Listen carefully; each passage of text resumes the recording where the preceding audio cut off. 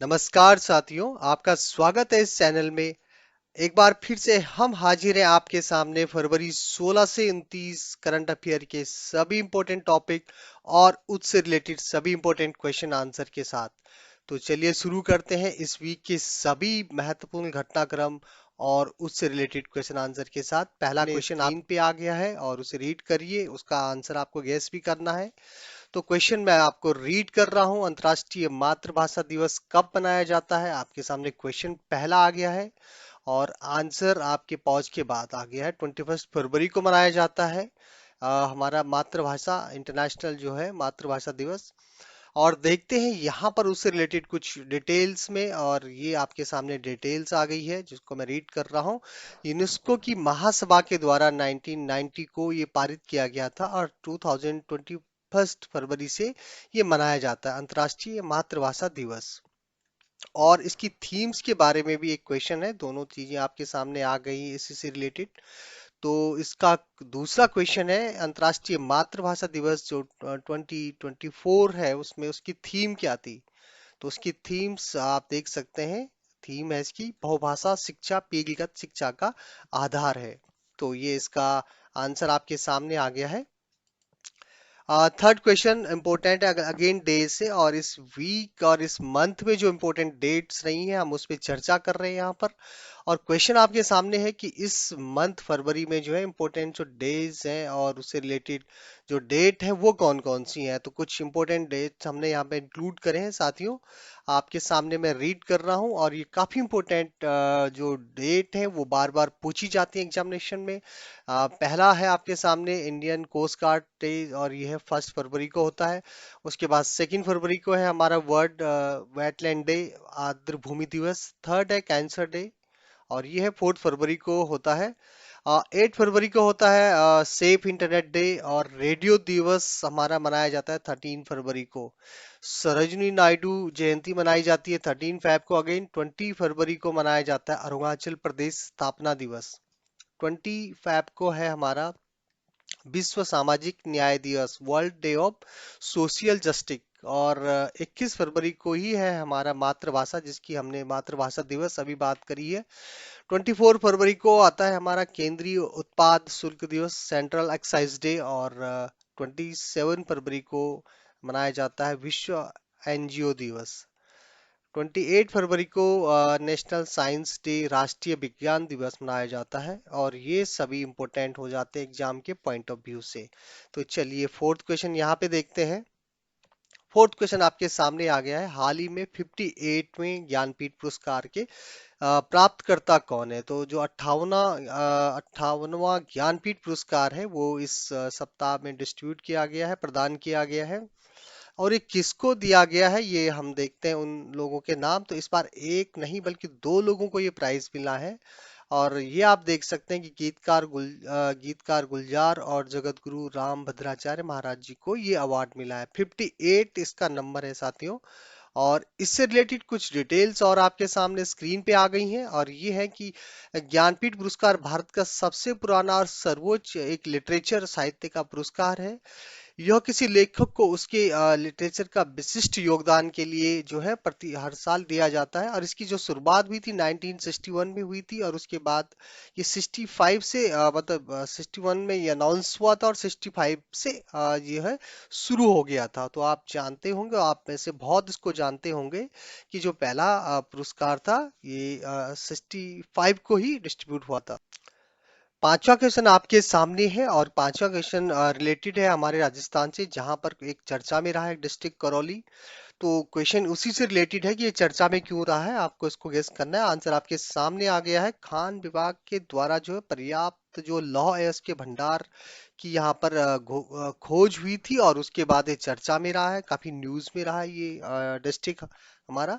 तो ये district important हो जाता है, करौली डिस्ट्रिक्ट आपको याद रखना है। छठवां क्वेश्चन है हमारा, शिक्षा मंत्रालय ने 2024-2024-25 के सत्र से जो है वो कक्षा 1 फर्स्ट में प्रवेश की जो आयु है वो कितनी निर्धारित की, यानी कितनी आयु में बच्चे को जो है फर्स्ट में ही एडमिशन मिलेगा।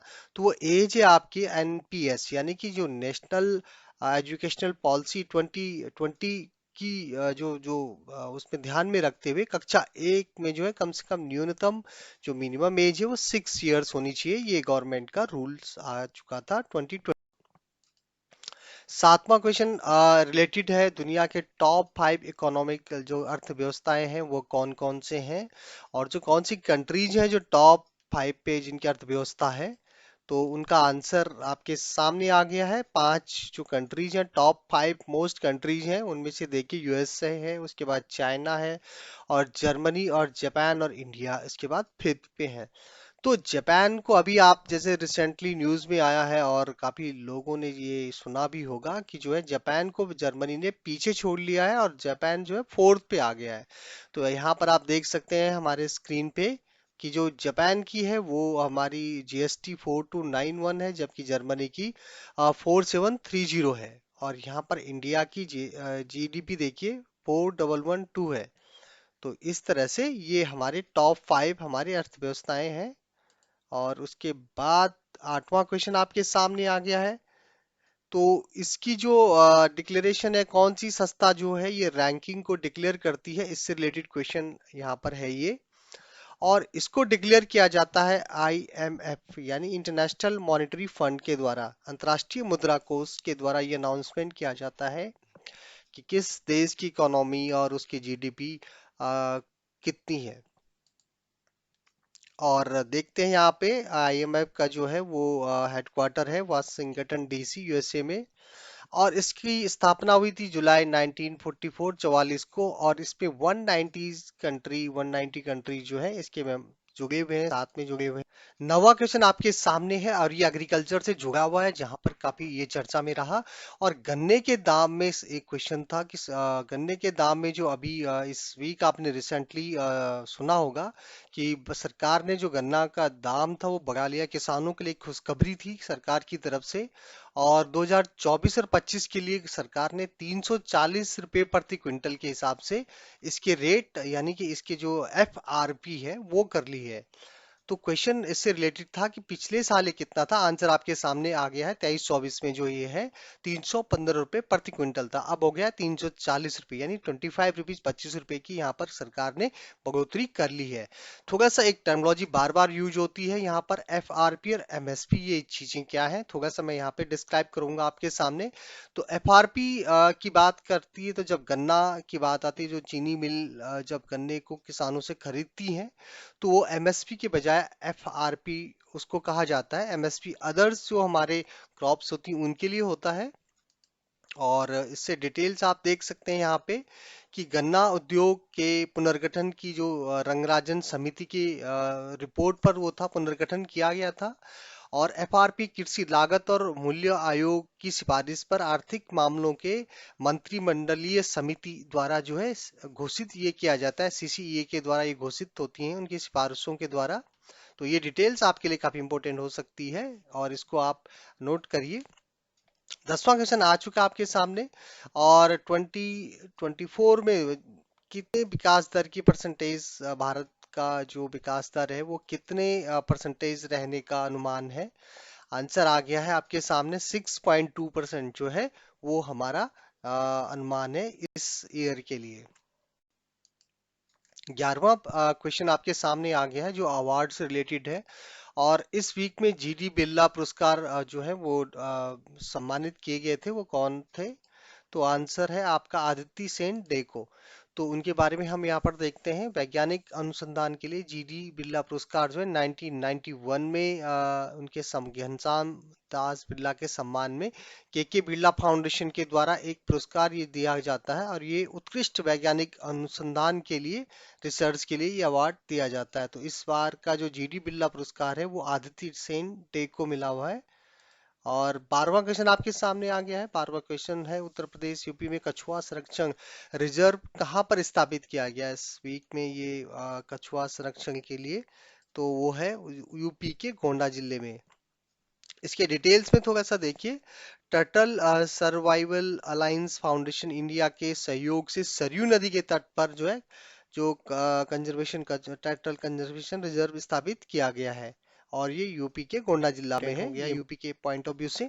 13 क्वेश्चन आपके सामने है। रिलायंस इंडस्ट्री लिमिटेड और इंडिया के टॉप 5 इंजीनियरिंग के प्रयास से एक एआई मॉडल जो है भारत के लिए अच्छी न्यूज रही थी। और वो मॉडल का नाम क्या है? तो हनुमान इस मॉडल का नाम है, एआई लैंग्वेज मॉडल। और इसको जो है भारत जीपीटी ग्रुप, जिसमें से भारत के सबसे टॉप कंपनीज और जो 8 आईआईटीज है हमारे, तो उन लोगों के प्रयास से ये जो एआई मॉडल है ये बना है, हनुमान। 14 क्वेश्चन है टाइम मैगजीन्स के ऊपर, और यहाँ पर इस वीक में जो है women's person of the year 2024 में किस भारतीय को शामिल किया गया है? तो यहाँ पे 12 भारतीयों में जो है इंडियन भी थे हमारे।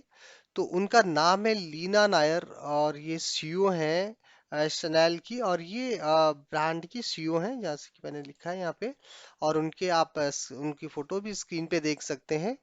तो ये women person of the year रही हैं 2024 में। 15वां क्वेश्चन आपके सामने आ गया साथियों। 15 क्वेश्चन है, पॉलिटिकल राष्ट्रवादी कांग्रेस पार्टी एनसीपी से अलग शरद पवार जी ने एक नई पार्टी बनाई थी, और उस पार्टी का नाम आपको बताना है। तो उसका नाम आपके सामने आ गया स्क्रीन पे, नेशनल कांग्रेस पार्टी शरद चंद्र पवार। और ये जो है, तो इसी नाम से उनकी पार्टी आज जानी जाएगी। और इसके डिटेल्स में आप देख सकते हैं, शरद पवार ने कांग्रेस से अलग होने के बाद 24 के बाद 10 जून 1990 को राष्ट्रवादी कांग्रेस पार्टी बनाई थी, एनसीपी बनाई थी। और उसके बाद उन्होंने अपनी इसी पार्टी में थोड़ा सा नेम इनका चेंज हो गया है, शरद चंद्र पवार उनके साथ जुड़ गया है अलग बना के। 16वां क्वेश्चन आ गया, हाल ही में अजरबैजान के राष्ट्रपति कौन नियुक्त हुए हैं? अजरबैजान में राष्ट्रपति के चुनाव हुए थे, और वहां उनके राष्ट्रपति कौन बने हैं? तो आंसर आ गया है इल्हाम अलीयेव। तो यहाँ पे आपके सामने 17वां क्वेश्चन आ गया है, खेलो इंडिया विंटर गेम से रिलेटेड ये क्वेश्चन है, और इसका खिताब किसने जीता था? तो मैं बता दूं कि ये कहाँ पर आयोजन हुआ था इसका। तो ये देखिए, लद्दाख, यहाँ पे आ रहा है जम्मू कश्मीर और लद्दाख, ये आप यहाँ पे स्क्रीन पे देख सकते हैं। तो बात है कि इसके टॉप खिताब किसने जीता है, तो टॉप हमारी आर्मी ने यहाँ पर 10 गोल्ड लिए, जबकि कर्नाटका सेकंड पोजीशन पे रहा था इन गेम्स में, और 9 गोल्ड उनको मिले थे। और 18वां क्वेश्चन आपके सामने है, देश का सबसे लंबा पुल जो है केबल आधारित पुल सुदर्शन सेतु का उद्घाटन कहाँ पर ये पुल बना है? तो ये गुजरात में ओखा मुख्य भूमि को बेट द्वारक द्वीप से जोड़ता है ये। और थोड़ा सा डिटेल्स में हम यहाँ पर देखते हैं, बेट द्वारक ओखा बंदरगाह के पास एक द्वीप है जो द्वारका शहर से लगभग 30 किलोमीटर दूर है, जहाँ पर भगवान कृष्ण का प्रसिद्ध द्वारकाधीश मंदिर है, और उसको ये जोड़।